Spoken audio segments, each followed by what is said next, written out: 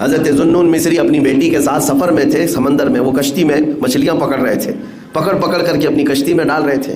ان کی بیٹی جو پیچھے بیٹھی ہوئی تھی وہ مچھلیاں اٹھا کے پھر سمندر میں ڈال رہی تھی. کافی دیر کے بعد جب کنارے پہنچے تو انہوں نے دیکھا مچھلیاں کہاں ہیں. بیٹی سے پوچھا تو اس نے کہا کہ میں نے سب ڈال دیا. کہا ایسا کیوں کیا؟ کہا آپ نے تو فرمایا جو مچھلی ذکر خدا سے غافل ہوتی ہے وہی شکار ہوتی ہے. تو آپ کی جال میں وہ مچھلیاں آئی جو ذکر خدا سے غافل تھیں، میں نے اس لیے انہیں دوبارہ ڈال دیا کہ مولا ہمیں بار بار مہلت دیتا ہے تو ہم انہیں کیوں مہلت نہ دیں.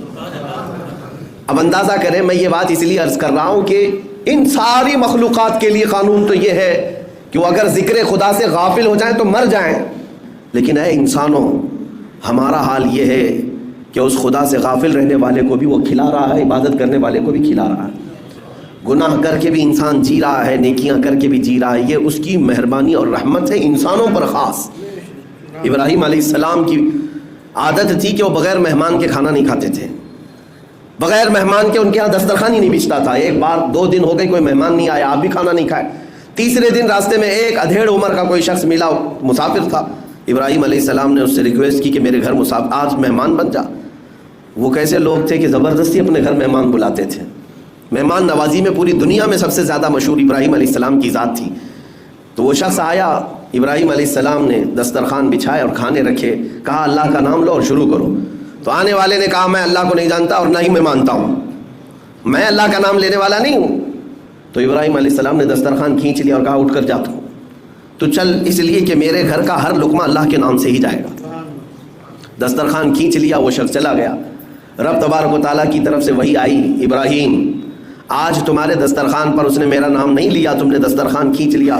پچھلے 50 سال سے وہ میرا نام نہیں لیتا، میں ہر وقت اسے کھلا رہا ہوں. انسانوں کا خدا اور ہے، یعنی انسانوں کے خدا جس کو ہم اس طور پر تصور نہ کریں کہ وہ سخت قسم کا ہمیشہ تمہارے لیے عذاب ہی لے کر بیٹھا ہے. نہیں میرے عزیزو، وسعت رحمتی کل شیء، قرآن کہتا ہے، اللہ فرماتا ہے میری رحمت نے ہر چیز کو گھیرے میں لے لیا ہے.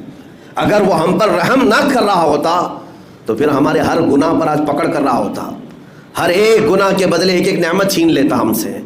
لیکن ایسا نہیں ہوا ہے.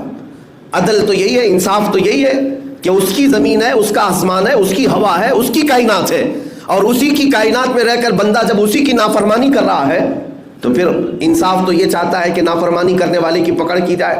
اگر تم ایک نماز نہیں پڑھے تو ناک کاٹ دی جائے گی، دوسری نہیں پڑھو گے تو دانت توڑ دیے جائیں گے، تیسری نہیں پڑھو گے تو ہاتھ توڑ دیے جائیں گے. کیا ایسا ہو رہا ہے؟ نہیں ہوتا. تو رب تبارک و تعالی ہم بندوں پر عدل نہیں بلکہ فضل فرما رہا ہے.